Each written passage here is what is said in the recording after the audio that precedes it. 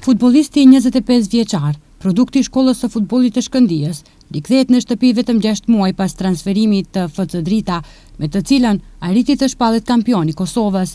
Dëshira e përbashkët e klubit dhe lojtarit për të bashkëpunuar sërish ka bërë që marrëveshja të finalizohet shpejt, ndërsa Ramadani pritet të bashkohet me një skuadrës së drejtuar nga trajneri Artim Pollozhani. I kënaqur që sërish kthehet në ekipin ku është afirmuar Florent Ramadani, thotë se është i lumtur që rikthehet tek ish shokët e tij.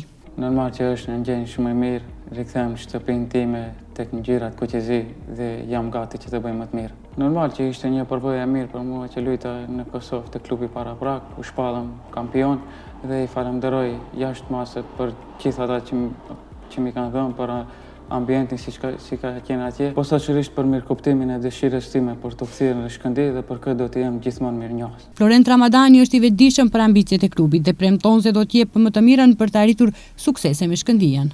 Normal që e di, kam kaluar gjithë jetën këtu, e di se ç'kam pret, ç'ka klubi kërkon dhe cilat janë ambicjet e klubit dhe unë shpresoj që të jap më të mirën dhe ne atë realizojmë ato gjithë së bashku. S'ka më mirë se në shtëpi. Florent Ramadani është prurja e 4 të Shkëndijës në këtë merkato të verës pas Almir Kryeziut, Bojan Dimovskit dhe brazilianit Rafael de Freitas Silva.